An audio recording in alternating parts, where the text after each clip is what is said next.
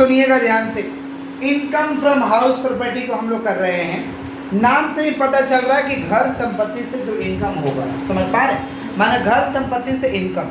देखिए house property से प्रश्न है कि क्या इनकम होता है, तो हाउस प्रॉपर्टी से इनकम करोड़ों में होता है। आप सेक्टर 5 में चले जाइएगा या जहाँ पे कमर्शियल प्लेसेस है वहाँ पे एक एक रूम का कीमत 25,000 30,000 का महीना होता है, समझ रहे हैं। अगर पूरा बिल्डिंग है तो 2-4-5 लाख का महीना सिर्फ रेंट उठता है। तो इसका एक कैलकुलेशन होना चाहिए, इनकम टैक्स कहता है। और ये सेकंड लार्जेस्ट है इनकम का स्रोत में हमारे देश के अंदर, इसलिए इसको सेकंड हेड्स में रखा गया। Income from house property is the second heads of income, दूसरे नंबर पे आता है। इनकम फ्रॉम हाउस प्रॉपर्टी का चार्जेबिलिटी सेक्शन 22 है। चार्जेबिलिटी सेक्शन कितना भाई? 22। इनकम फ्रॉम हाउस प्रॉपर्टी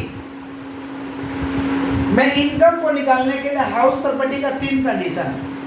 पहला कंडीशन है कि पहले तो हाउस प्रॉपर्टी होना चाहिए, माने बिल्डिंग वगैरह होना चाहिए, समझ पा रहे, हाउस प्रॉपर्टी होना चाहिए। दूसरा, आप उस हाउस प्रॉपर्टी के ओनर होने चाहिए, यानी एसएससी होना चाहिए, करदाता होना चाहिए। और तीसरा जो है वो हाउस प्रॉपर्टी में या तो आप खुद रहते हैं या तो भाड़े में लगाए। ये 3 का 3 कंडीशन सेटिस्फाइड होना चाहिए। अगर मान लीजिए आपका हाउस प्रॉपर्टी है और अपने ही हाउस प्रॉपर्टी में आप अपना बिजनेस खोल के बैठे हैं, खुद का हाउस प्रॉपर्टी, खुद का बिजनेस खोल के बैठे हैं, तो इस चैप्टर में कवर नहीं होगा। क्लियर हो गया क्या बोले कि नहीं हुआ? हाउस प्रॉपर्टी होने के लिए 3 कंडीशन है। पहले तो हाउस प्रॉपर्टी होना चाहिए, आप उसके ओनर होने चाहिए, और या तो आप भाड़े में लगाइए या तो खुद रहिए, तो ही इस चैप्टर में टैक्सेबल होगा। लेकिन आपका घर आप उसी में बिजनेस कर रहे हैं, आपका घर आप उसी में क्या कर रहे हैं, तो ये हाउस प्रॉपर्टी के अंदर में नहीं आएगा। समझ पा रहे हैं क्या बोल रहे कि नहीं समझ पा रहे? क्लियर है? नेक्स्ट एक पोर्शन पूछना, सुनिएगा ध्यान से। मान लीजिए हम अपना हाउस प्रॉपर्टी इनको भाड़े में लगा दिए और ये उसमें बिजनेस कर रहे हैं, क्या इस चैप्टर में आएगा या नहीं आएगा? आएगा। अरे वो कुछ भी करे उससे क्या मतलब है, हम भाड़े में लगा दिए ना, मेरे लिए लेट आउट है, बात खत्म। माने भाड़े में लगाने के बाद टेनेंट कुछ भी करे उससे हमको क्या मतलब है, लीगल चीज होना चाहिए। समझे कि नहीं समझे?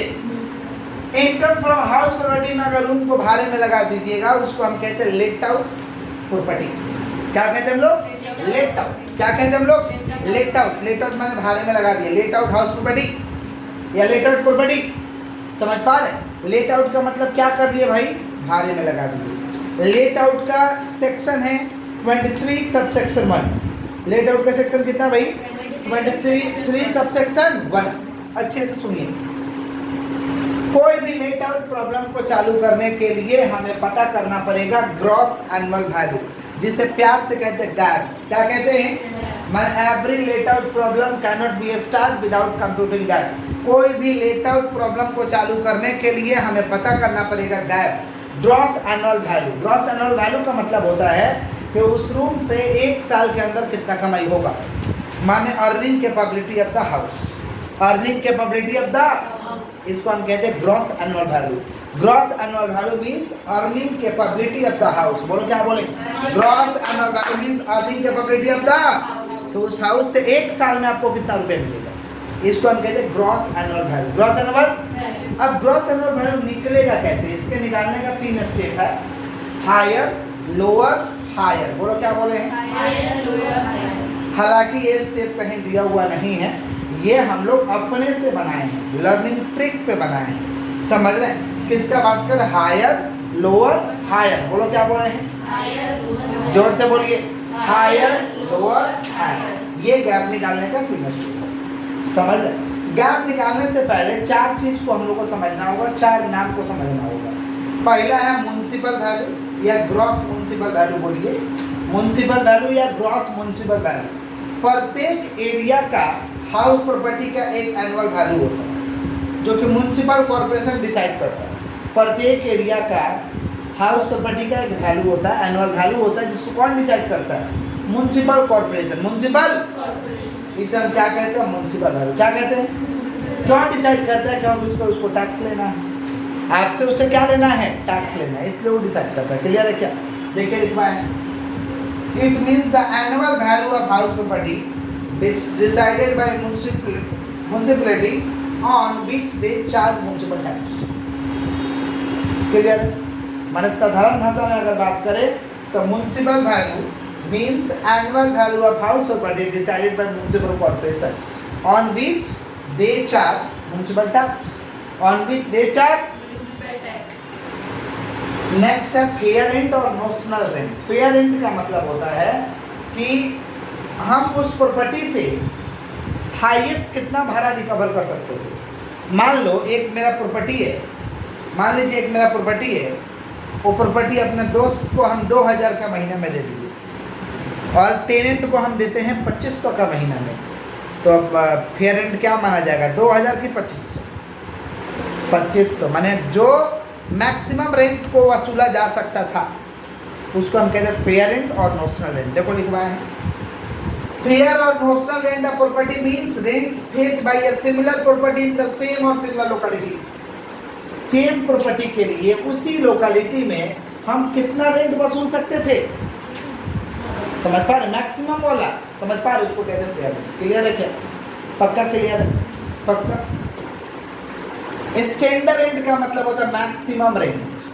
मैक्सिमम माने ज़्यादा से ज़्यादा इस एरिया का इतना भाड़ा हो सकता है, ज़्यादा से ज़्यादा इस एरिया का इतना भाड़ा हो सकता है। ये कौन तय करता है? As per rent control act. एक रेंट कंट्रोल एक्ट है, आप सुनिए, बंगाल में सुने होंगे कि बारी वाला जब बिल काट के नहीं देता, बिल वाले कुछ घर होते हैं, पहले होता था, अभी तो बिल वाला सिस्टम है हो गया, लेकिन अभी भी जितना पुराना घर है सबका एक बिल वाला घर है।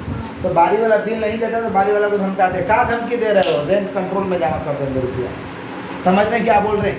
एक रेंट कंट्रोल एक्ट है अभी भी, आप चाहें तो भाड़ा रेंट कंट्रोल में, अच्छा रेंट कंट्रोल में भाड़ा जमा करिएगा ना, तो बारी वाला को तो एक तो पैसा नहीं मिलेगा और दूसरा वाला वो आपको हटा नहीं सकता है, तो अभी गवर्नमेंट बीच में आ चुका है। समझे क्या बोल रहे हैं? किसका बात कर रहे हैं? Standard rent. किसका बात कर रहे हैं? तो आपसे जो भाड़ा लेगा ना, रेंट कंट्रोल एक्ट मैक्सिमम वाला भाड़ा लेगा, कुछ एरिया का मैक्सिमम इतना भाड़ा आप दीजिए, तो standard rent is the maximum rent. Standard rent is the as per rent control act, as per rent control. Next है एक्चुअल रेंट पर एनम या एनुअल रेंट पर एनम।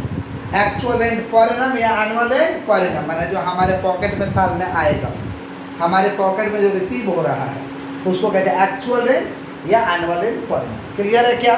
बता रहे हैं municipal value decided by municipal corporation. Fair rent मतलब साधारण भाषा में क्या बोलेंगे, सेम प्रॉपर्टी का हाईएस्ट रेंट, और स्टैंडर्ड रेंट माने मैक्सिमम रेंट। स्टैंडर्ड रेंट माने और एनुअल रेंट माने जो पॉकेट में घुर के आने वाला है उसे कहते हैं एनुअल रेंट या एक्चुअल रेंट। क्लियर है क्या? पक्का। गैप निकालने का फॉर्मेट क्या भाई? Higher lower higher. अब म्युनिसिपल वैल्यू को प्यार से एम भी बोलते हैं, फेयर रेंट को प्यार से एफ आर बोलते हैं, और स्टैंडर्ड रेंट को प्यार से क्या बोलते हैं? एस आर बोलते हैं। समझ रहे क्या बोल रहे हैं? स्टैंडर्ड रेंट को प्यार से क्या बोलते हैं? S R. अच्छे से सुनो, गैप निकलेगा कैसे, अच्छे से एकदम सुनिएगा। किसका बात कर रहे हैं भाई? गैप। गैप यानी gross annual value. Gross annual कैसे निकलेगा, फोकस करिएगा, कैसे निकलेगा। एम भी माना म्युनिसिपल वैल्यू, म्युनिसिपल वैल्यू 50,000 है, फेयर रेंट 60,000 है, स्टैंडर्ड रेंट 55,000 है, और एनुअल रेंट हमारा 60,000। इसमें बोला गैप निकालिए। क्या निकालिए? गैप। कैसे निकलेगा सुनिएगा ध्यान से। पहला स्टेप है गैप का स्टेप क्या? Higher lower higher. बोलो क्या बोले? Higher lower higher. तो पहले लिख देंगे municipal value 50,000, fair rent 60,000, standard rent 55,000। दो स्टेप एक साथ करते हैं, हायर और लोअर। हायर और बताइएगा ये दोनों में बड़ा कौन है? 60,000। दोनों में बड़ा कौन है? और 60,000 जो निकल गया, और देखिए ये दोनों में छोटा कौन है? ये दोनों मैंने पहले देखा हायर, हायर से जो निकला इसके साथ कंपेयर करो लोअर का, छोटा कौन है?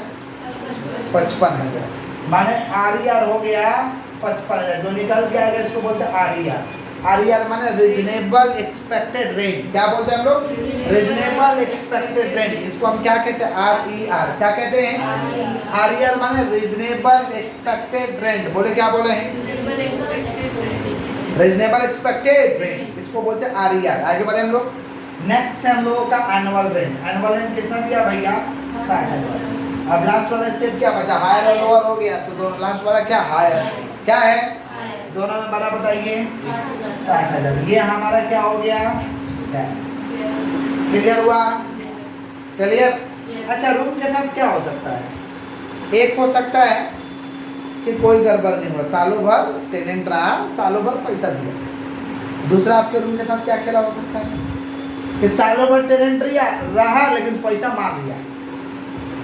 टेनेंट लोग पैसा भी तो मारता है, उसको कहते हैं अनरियलाइज्ड रेंट। क्या कहते हैं? या और क्या हो सकता है आपके रूम के साथ कि साल में ना 10 महीना ही टेनेंट रहा, 2 महीने रूम खाली रहा, 2 महीने रूम खाली रहा, इसको कहते हैं वैकेंसी पीरियड। क्या कहते हैं हम लोग? और क्या हो सकता है? साल में 2 महीने रूम भी खाली रहा और जो 10 महीना रहा उसमें पैसा भी मार दिया, दोनों हो गया। इसको कहते हैं अनरियलाइज्ड रेंट और वैकेंसी पीरियड। अनरियलाइज्ड रेंट और एक तो साधारण सालों भर टेनेंट रहा, सालों भर पैसा मिला, कोई टेंशन नहीं। दूसरा सालों भर रहा, बाकी पैसा मार दिया।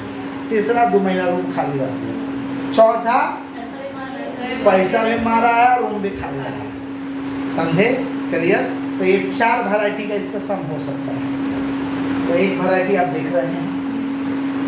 नेक्स्ट देखिए, मान लीजिए म्युनिसिपल वैल्यू मान लेने में क्या दिक्कत है? मानने का तो कुछ भी मान सकते हैं, अभिव्यक्ति को अभी मान सकते हैं, तो मानने का कुछ भी माना जा सकता है। म्युनिसिपल वैल्यू 90,000, पेरेंट कितना भाई? 1 लाख। पेरेंट 1 लाख नहीं 90 टकरा दे रहे हैं, और स्टैंडर्ड रेंट 80। एनुअल रेंट है बालक, देखो वैसी बको नहीं 96,000 और अनरियलाइज्ड रेंट 6,000। ये दिया है, बोला गैप निकालो। क्या निकालो? बताइएगा। 2 स्टेप तो एक ही साथ कर लेंगे, बताइए दोनों में बड़ा बताइए। 90। कोई टकरा जाएगा तो कोई भी एक, टकरा जाएगा तो कोई भी एक। अब ये दोनों में छोटा बताइए। ये हुआ RER। एनुअल रेंट लिखेंगे। एनुअल रेंट कितना था? 96,000। अगर अनरियलाइज रेंट है ना तो एनुअल रेंट से घटा के लिख दिया जाता है। अनरियलाइज रेंट है तो एनुअल रेंट से माइनस करके लिख दिया जाता है। अगर अनरियलाइज रेंट है तो एनुअल रेंट से माइनस करके लिख दिया जाता है। क्लियर है? 96 माइनस 6 कितना हो जाएगा? 90,000।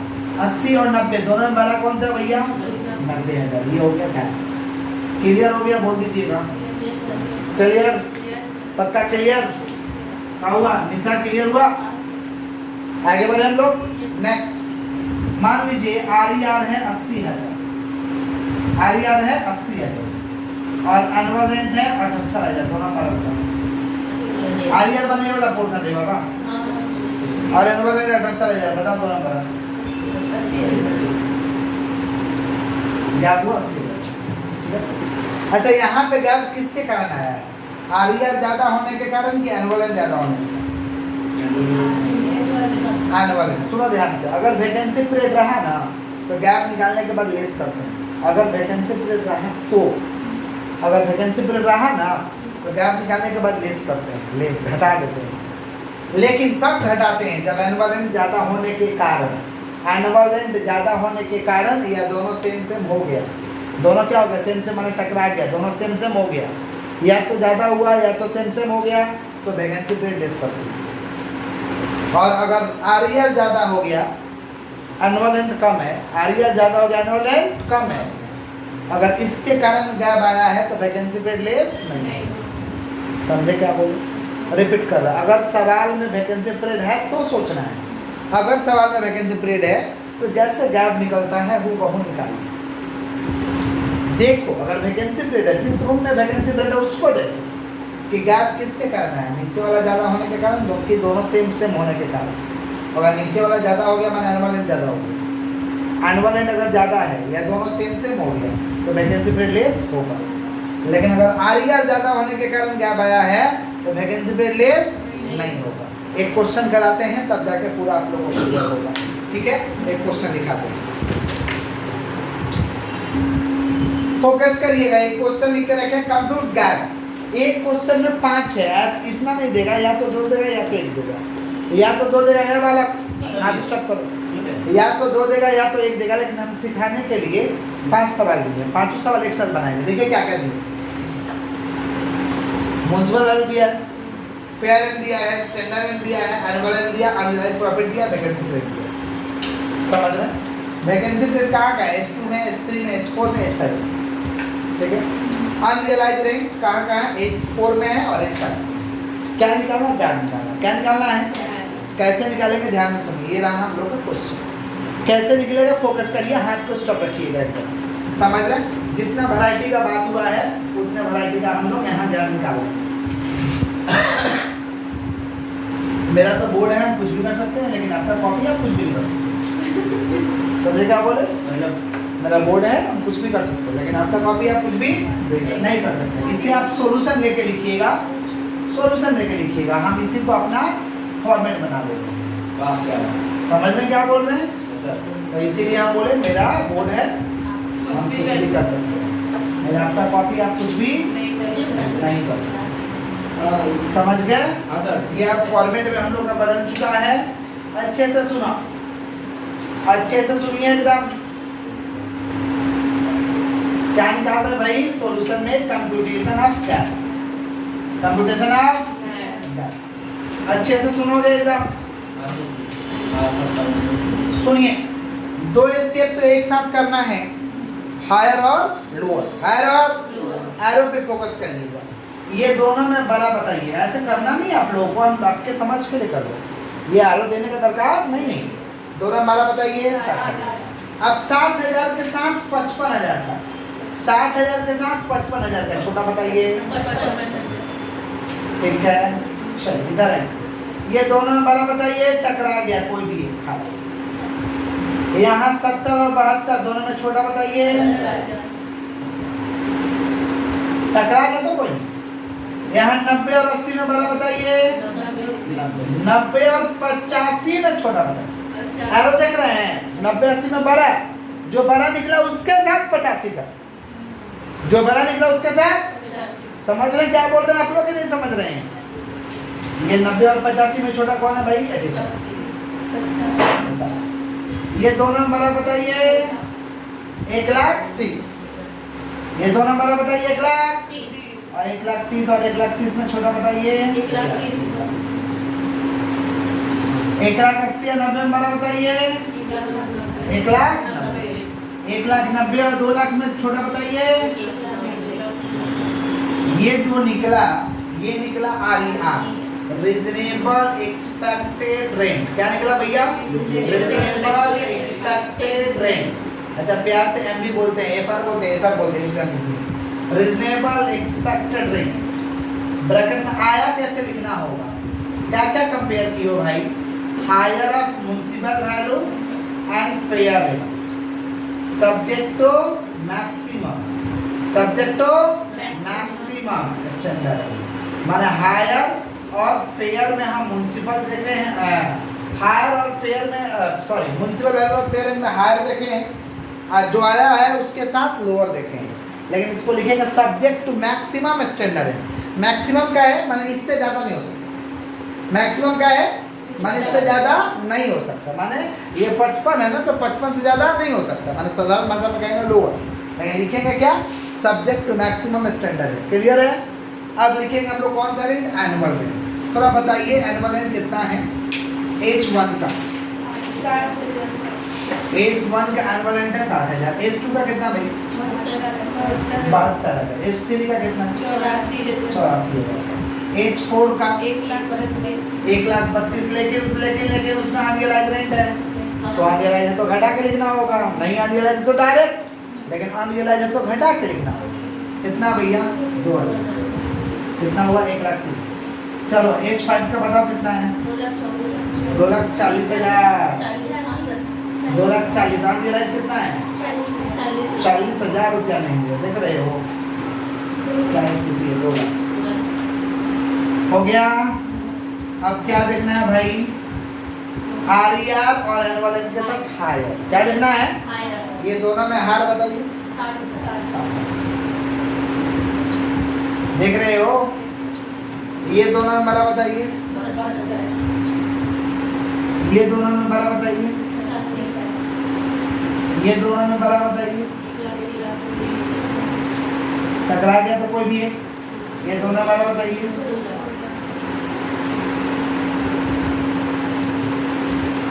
ये निकला ग्रॉस एनुअल वैल्यू। क्या निकला? Gross annual value. बोलो क्या बोल रहे हैं? Gross annual value. प्यार से बोलते हैं। गैप निकला कैसे? ये higher of RER and annual हो गया। अगर सवाल में वैकेंसी पीरियड नहीं होता ना तो गैप यहीं पे सवाल फिनिश हो जाता, सवाल गैप निकल चुका है। लेकिन सवाल में वैकेंसी पीरियड है। कौन कौन सा रूम में वैकेंसी पीरियड है? H2 में, H3 में, H4 में, H5 में। अगर सवाल में वैकेंसी पीरियड है तो गैप के बाद एक स्टेप और होगा, हमारा लेस करेंगे। अच्छा H2 में यहाँ तक क्लियर है? H2 में देखो वैकेंसी पीरियड है कितना महीना है? H2 में बताओ गैप किसके कारण है? एनुअल ज़्यादा होने के कारण। क्या वैकेंसी पीरियड लेस होगा? H3 में वैकेंसी पीरियड है, इसमें गैप किसके कारण है? आरईआर ज़्यादा होने के कारण। क्या यहाँ वैकेंसी पीरियड लेस होगा? नहीं। यहाँ पे किसके कारण है? टकरा गया, यहाँ पे वैकेंसी पीरियड लेस होगा। यहाँ पे किसके कारण है? नीचे वाला ज़्यादा होने के कारण। यहाँ भी वैकेंसी पीरियड लेस होगा। क्लियर हुआ?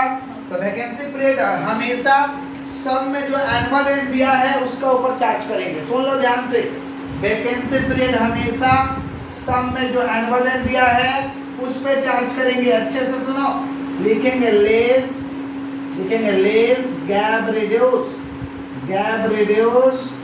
Due to vacancy period. Less gap reduce due to कौन सा पीरियड भाई? Vacancy period. वैकेंसी पीरियड के कारण गैप कम हो रहा। कहाँ कम हो रहा? H2 में। H2 में एनुअल सवाल में देखो, क्वेश्चन में देखो कितना दिया? 72,000। कितना महीना वैकेंसी पीरियड है? 1 डिवाइड बाई 12। 1 महीना का है ना, तो 1 डिवाइड बाई कितना आया? 6। H2 में तो होगा ही नहीं, H3 में तो होगा ही नहीं वैकेंसी पीरियड लेस, क्योंकि ऊपर वाला ज़्यादा है। H4 में वैकेंसी पीरियड कितना महीना है? 2 महीना। 1 महीना। कितना महीना?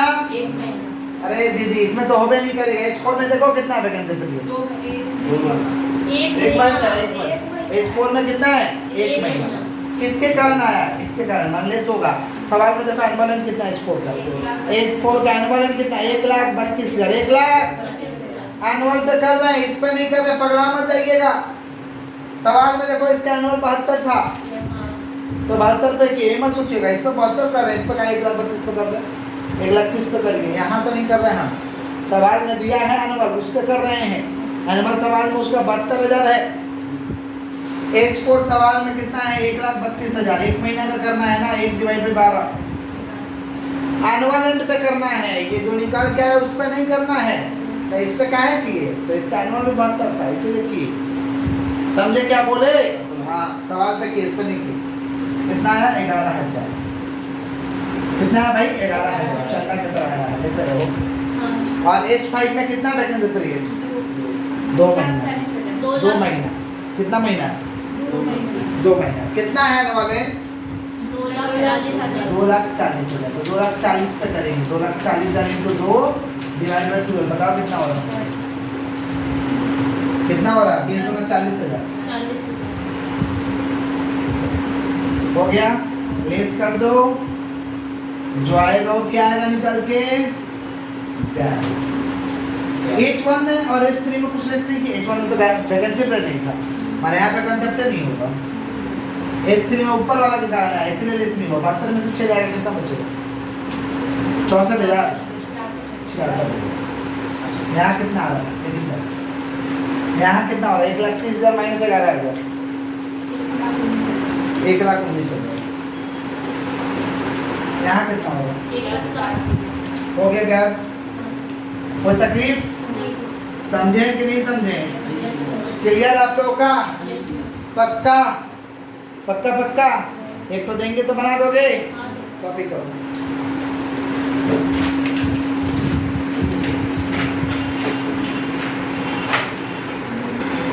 गैप निकालना हम लोग को ये होमवर्क है। जो लोग वीडियो से कर रहे हैं भाई, क्वेश्चन बोर्ड में है, उतार के करिएगा।